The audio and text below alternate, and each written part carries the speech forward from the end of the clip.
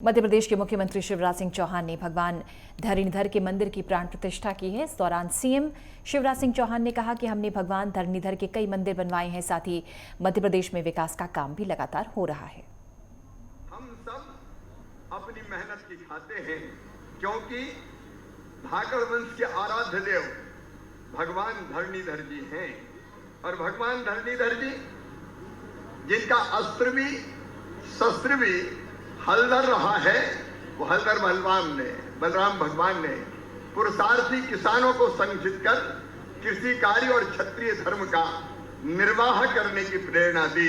उन्हीं की प्रेरणा से हम सब कालांतर में धरणीधर कृषक क्षत्रिय समाज धाकड़ क्षत्रिय कहलाए।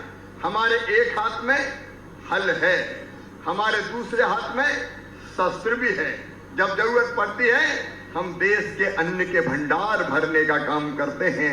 मेहनत करके अपना खून पसीना बहा के हम अन्न उत्पादन करने का काम करते हैं। लेकिन जब जब देश को जरूरत पड़ी तो सीमाओं पर जाके देश की रक्षा करने में भी हम कभी पीछे नहीं रहते।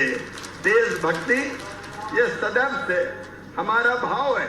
अगर पृथ्वीराज रासो के एक ग्रंथ की इस पंक्ति को आप पढ़ें, धपरे धावर धकरे रण बकरे, उस समय से जब विदेशी आक्रांताओं ने आक्रमण किया तो उनको हमने मुंहतोड़ जवाब दिया।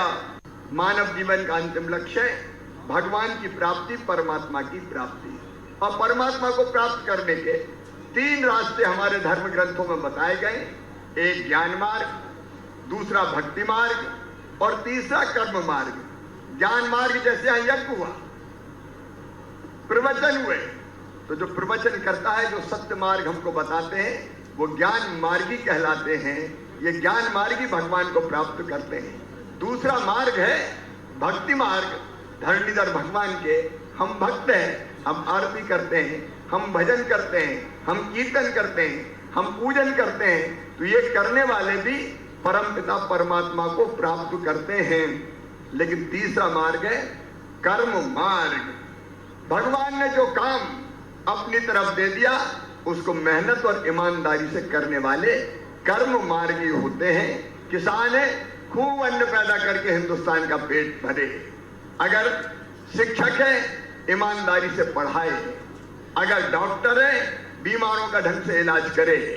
अगर जनप्रतिनिधि है, ईमानदारी से जनता की सेवा करे।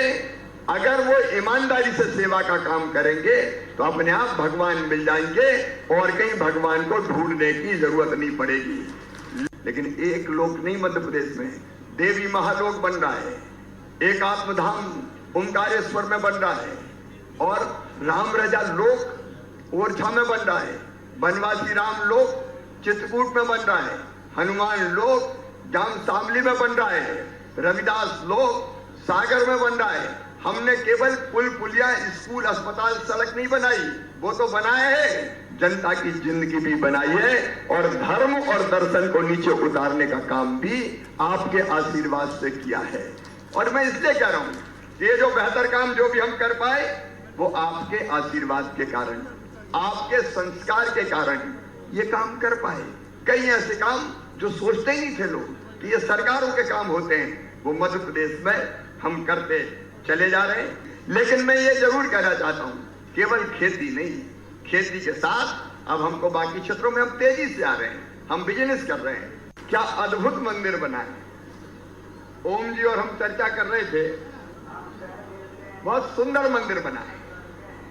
मांडव की इस धरती पर आपने मांडकला में बहुत सुंदर भगवान धरणीधर का मंदिर बनाया है। और ये मंदिर बिना किसी शासकीय सहायता के अपने खून पसीने की कमाई से आपने बनाया है। ये केवल मंदिर नहीं है, यहाँ आपकी श्रद्धा लगी हुई है, यहाँ आपकी भक्ति लगी हुई है। सचमुच में इस प्रयास के लिए मैं संपूर्ण समाज का हृदय से अभिनंदन करता हूँ, आप सबको बधाई देता हूँ। सचमुच में यहाँ के मैं बहुत प्रसन्न हूँ। छत्तीसगढ़ के मुख्यमंत्री भूपेश बघेल ने ईडी पर कई गंभीर आरोप लगाए हैं। सीएम बघेल ने कहा कि ईडी निराधार तरीके से दबिश दे रही है। अभी मैं लगातार ये बोलता रहा कि ईडी के अधिकारी ऑफिस में बुला के मारपीट कर रहे हैं, धमका रहे हैं, परिजनों को प्रताड़ित करने की बात हो रही है, उसको फर्जी केस में फंसाने की बात कही जा रही है, महिलाओं को भी रात रात भर नियम विरुद्ध उसे पूछताछ कर रहे हैं, खाने को नहीं दे रहे हैं, भोजन दे दिए तो पीने को नहीं दे रहे हैं, सोने नहीं दे रहे हैं, और इस प्रकार से प्रताड़ित कर करके उन्हें जबरिया हस्ताक्षर करा लिए। प्रेस उसके जो नोट है वो पहले से टाइप होकर आता है और उसमें हस्ताक्षर करने के लिए कहते हैं, नहीं करोगे तो जेल भेजने की धमकी, नहीं तो तुम्हारे परिवार के लोगों को प्रताड़ित करेंगे, फर्जी केस में फंसा देंगे। इस प्रकार की धमकी दे दे के उन्होंने ये हस्ताक्षर कराए और ये 3 साल के अवधि बीत जाने के बाद भी कोयला में 500 करोड़ के बोले, इसमें 2000 करोड़ बोल रहे हैं, लेकिन कोई चल संपत्ति जब्त किया आपने? और किया है तो कितने का किया है? 3 साल से आप जांच कर रहे हो, आईटी और ईडी यहाँ लगे हुए हैं, चल संपत्ति कहाँ जाएगा? क्यों जब्त नहीं किए? वो कितनी राशि है? आवाज कर रहे हैं 2000 करोड़। तो ये आरोप है वो पूर्णतः मिथ्या है, गलत है, निंदनीय है। भाजपा के राजनीतिक एजेंट के रूप में ये सेंट्रल एजेंसियां काम कर रही हैं और ईडी का एकमात्र काम है भारतीय जनता पार्टी के चुनाव में फायदा दिलाना, क्योंकि भारतीय जनता पार्टी आप सब जानते हैं कि छत्तीसगढ़ में बेहद कमजोर है, उसके पास कोई मुद्दा नहीं है और ईडी के अधिकारी आपस में बात भी करते हैं कि हमारे भरोसे भारतीय जनता पार्टी चुनाव लड़ना चाहती है। मैं पहले भी बोल चुका हूं और ये बात साबित हो रही है कि आनन फानन में 2000 करोड़ का उन्होंने आरोप लगा दिया। तो ये भारतीय जनता पार्टी के एजेंट के रूप में ईडी काम कर रही है, उसको मदद करना उनका काम है। अभी लगातार इस प्रकार से और भी ये षड्यंत्र ये लोग करेंगे। अब ये लोग भी अधिकारी हैं, जब आपके राजस्व में ही 1.5 गुना वृद्धि हो गई, 1.5 गुना से अधिक, तो फिर आपका आरोप तो वैसे ही मिथ्या हो जाता है। दूसरा, आबकारी विभाग के भारत सरकार की जो सीएजी है वो हर साल उसकी ऑडिट करते हैं और सीएजी विभाग ने छत्तीसगढ़ आबकारी विभाग को क्लीन चिट दी है। मतलब प्रति वर्ष ऑडिट होता है और ऑडिट के बाद उसको क्लीन चिट दी गई है। फरवरी 2020 में आपको याद होगा कि आयकर की टीम ने आबकारी विभाग से संबंधित व्यक्तियों के खिलाफ छापेमारी की कार्रवाई की थी और उस समय भी मीडिया के माध्यम से तो बहुत हल्ला हुआ था कि फलाने के यहाँ नोट गिनने की मशीन गया है, उसके यहाँ कितने 100 करोड़ की संपत्ति पाई गई, लेकिन आईटी डिपार्टमेंट उस समय प्रेस विज्ञप्ति जारी नहीं कर पाई थी क्योंकि किसी के यहाँ कुछ मिला ही नहीं था। फिर मार्च 2023 में, मतलब 13 महीने बाद, ईडी ने फिर छापा मारा, लेकिन उनको भी शर्मिंदगी का सामना करना पड़ा और उन्होंने कोई प्रेस विज्ञप्ति जारी नहीं किया।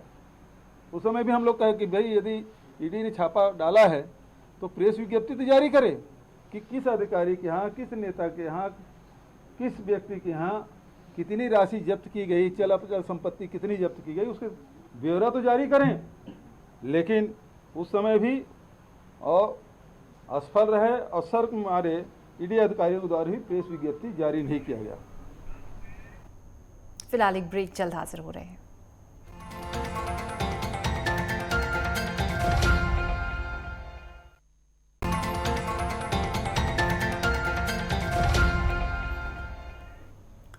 और ब्रेक के बाद एक बार फिर से स्वागत है आपका। छत्तीसगढ़ के डोंगरगढ़ ब्लॉक में प्रदेश महासचिव और प्रदेश कोर कमेटी सदस्य नवीन अग्रवाल के नेतृत्व में कांग्रेस ने सदस्यता अभियान की शुरुआत की। नवीन अग्रवाल ने इस दौरान बताया कि युवाओं और महिलाओं में काफी उत्साह देखने को मिल रहा है। जनता तीसरे विकल्प की तलाश में है। जोगी कांग्रेस के प्रदेश अध्यक्ष अमित जोगी जी ने पूरे 90 विधानसभा में पूरी ताकत से चुनाव लड़ने का ऐलान कर दिया है और जल्द ही 29 मई तक बहुत से नए कार्यकर्ता जनता कांग्रेस छत्तीसगढ़ जोगी में जुड़ जाएंगे और छत्तीसगढ़िया सरकार बनाएंगे।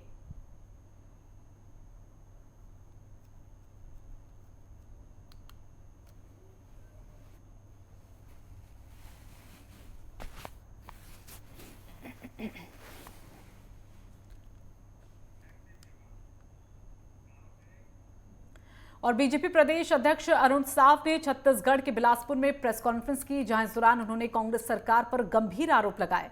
आपको बता दें कि 6 मई को ईडी ने अनवर डेबर को शराब घोटाले में गिरफ्तार किया है। गिरफ्तारी का हवाला देते हुए अरुण साव ने कहा कि कांग्रेस ने शराबबंदी का वादा करके 2000 करोड़ रुपए का शराब घोटाला किया। क्षेत्र में था। देखिए, प्रेस रिलीज जारी किया है ईडी ने, अनवर डेबर की गिरफ्तारी हुई है। 2000 करोड़ रुपए के शराब घोटाले के आरोप में गिरफ्तारी हुई है। तो ये छत्तीसगढ़ की गरीब जनता की लूट कर रही है राज्य की सरकार। किस प्रकार से छत्तीसगढ़ के गरीब जनता की गाढ़ी कमाई का पैसा लूटा जा रहा है, और इतना बड़ा शराब घोटाला और ऐसे घोटालेबाज सरकार जिसने शराबबंदी का वादा करके सत्ता हासिल की है और आज इतना बड़ा शराब घोटाला कर रही है। छत्तीसगढ़ की जनता के साथ ये धोखा है, अन्याय है। ऐसी सरकार को 1 मिनट भी सत्ता में रहने का अधिकार नहीं है। छत्तीसगढ़ के मुख्यमंत्री भूपेश बघेल ने झलमलको लया ल्योर घोटुल रचा उत्सव में घोटुल रचा समिति के संरक्षक कांति नाग के प्रस्ताव पर स्वीकृति देते हुए समिति के 14 सदस्यों को आदिवासी संस्कृति, परंपरागत कृषि और वनोपज संग्रहण का अध्ययन कराए जाने हेतु इंडोनेशिया भ्रमण की घोषणा पश्चात स्वीकृति प्रदान की गई है।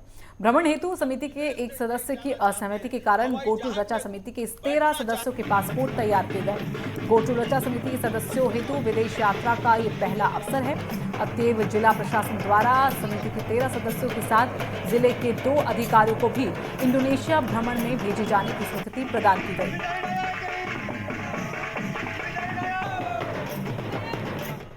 मंत्री जी, हम विदेश जाना चाहते हैं, हवाई जहाज में बैठना चाहते हैं। हमारे बस्तर की संस्कृति और विदेशों में आदिवासी संस्कृति कैसे हैं, हम उसको देखना और समझना चाहते हैं।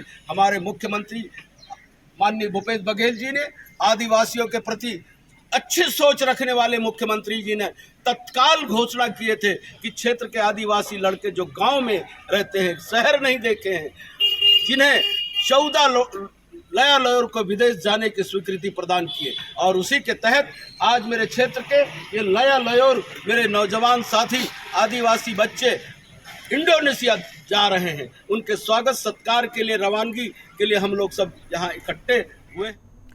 और सुकमा जिला के थाना भेजी अंतर्गत ग्राम दंतेशपुरम के जंगलों में पुलिस नक्सली के बीच मुठभेड़ हुआ, जिसमें Golapalli LOS commander Madkam era सहित 2 नक्सली मारे गए। इनका शव भी बरामद कर लिया है। साथ ही मुठभेड़ में 4 से 5 अन्य नक्सलियों के घायल और मारे जाने की भी संभावना है। दोनों मृत नक्सलियों पर हत्या का प्रयास, डकैती, लूट सहित दर्जनों मामले दर्ज थे। वहीं मुठभेड़ के बाद जवानों ने सर्चिंग ऑपरेशन चलाया, जिसमें 1 नग 303 राइफल, 1 नग भरमार बंदूक के सहित भारी मात्रा में विस्फोटक सामग्री को बरामद किया गया।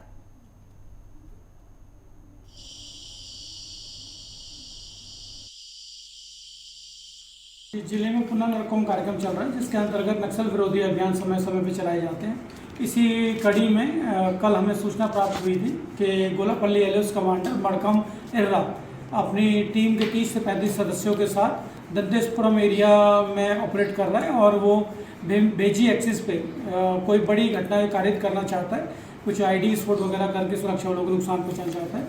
इसी अनुक्रम में DIG श्री सुनीत राय सर, जो DIG रेंज कोंटा है, कोटा गांव के उच्चतर माध्यमिक विद्यालय के पीछे शव मिलने से हड़कंप मच गया। बताया जा रहा है कि जिस युवक का शव मिला है वो लालचंद कोराम का है, वहीं जो मरोसा गांव का रहने वाला बताया जा रहा है। फिलहाल अब पुलिस इस पूरे मामले की जांच में जुट गई है।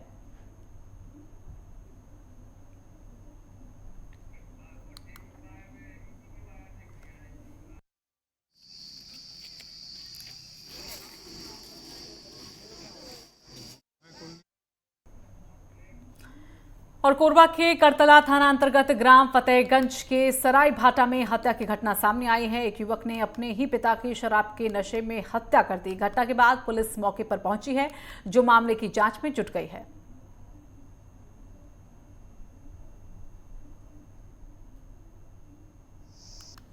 कोरबा के थाना करतला के फतेहगंज गांव है, वहाँ पे कल शाम को खबर मिली थी कि एक व्यक्ति का उसको संघातिक रूप से उसके ऊपर चोट पहुंचाकर उसकी हत्या की गई है। इस पर से करतला थाने में अपराध दर्ज किया गया है, जिसमें 39/23 अपराध क्रमांक और आईपीसी की धारा 302 के तहत अपराध पंजीबद्ध किया गया है। मृतक का नाम दुलार सिंह कंवर है, उम्र करीब 55 वर्ष के आसपास है और आरोपी युवक का नाम चंद्रा कंवर है, जो 31 वर्ष के आसपास की इसकी आयु है। ये मृतक के गोद लिया हुआ संतान था और अक्सर इनके पूर्व भी किसी बात को लेकर वाद विवाद होता था। घटना दिनांक के दिन भी इनके बीच में विवाद हुआ था और आरोपी द्वारा घर में रखे टंगे से संघातिक वार करके मृतक को मृत्यु कारित किया गया। इसमें आरोपी को गिरफ्तार किया गया, रिमांड पर जेल भेजा गया। सूरजपुर के करौटी गांव में 3 दिन से लापता युवक का शव कुएं से बरामद हुआ है। शव मिलने से इलाके में सनसनी फैल गई। आपको बता दें कि जयसिंह नाम का व्यक्ति रविवार को लापता हो गया था। बहरहाल शव मिलने के बाद सूचना पाकर मौके पर पहुंची पुलिस मामले की जांच में जुट गई है।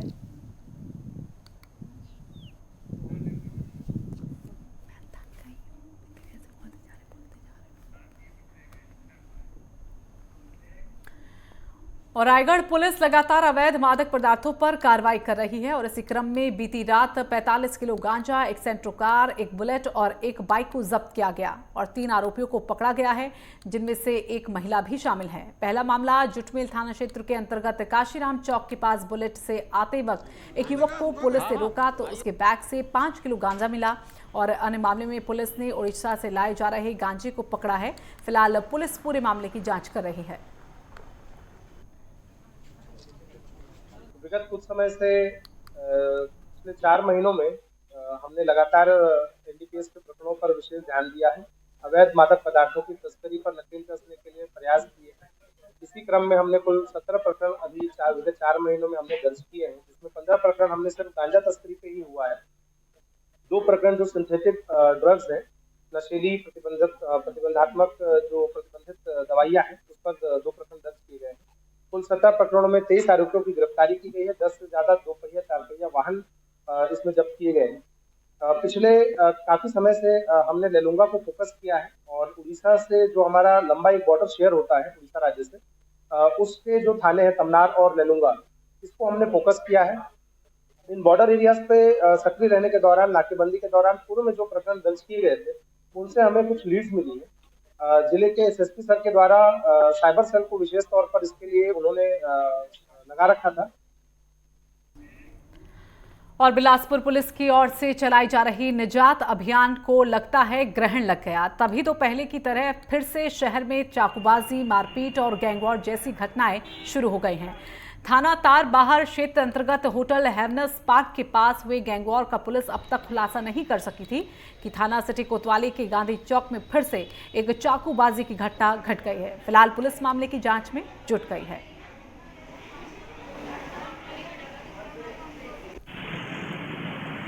घटना गांधी चौक के पास की है, सिग्नल के पास की है। जो प्रार्थी भानु प्रताप पटेल वहाँ सिग्नल पर खड़ा था, उसी दौरान सिग्नल ग्रीन हुआ, पीछे से आता हुआ जो अज्ञात व्यक्ति है जो ये गाड़ी स्टार्ट नहीं कर पा रहा था, तो इसको उसने गाली गलौज की कि गाड़ी जल्दी स्टार्ट करके आगे बढ़ाओ करके, कि गाड़ी को धीरे से आगे बढ़ा रहा था, इसलिए उसने गाली गलौज किया। इसने प्रार्थी ने मना किया। मना करने के बाद उस व्यक्ति ने वाद विवाद किया और कुछ नुकीली वस्तु से उसके 2-3 बार उसने वार किया है, जिससे उसके हाथ में और कान के पीछे वाले हिस्से में चोट आई है। प्रार्थी की रिपोर्ट पे अपराध पंजीबद्ध कर आरोपियों की पता तलाश की जाएगी। और चलिए फिलहाल वक्त हो चला है एक छोटे से ब्रेक का।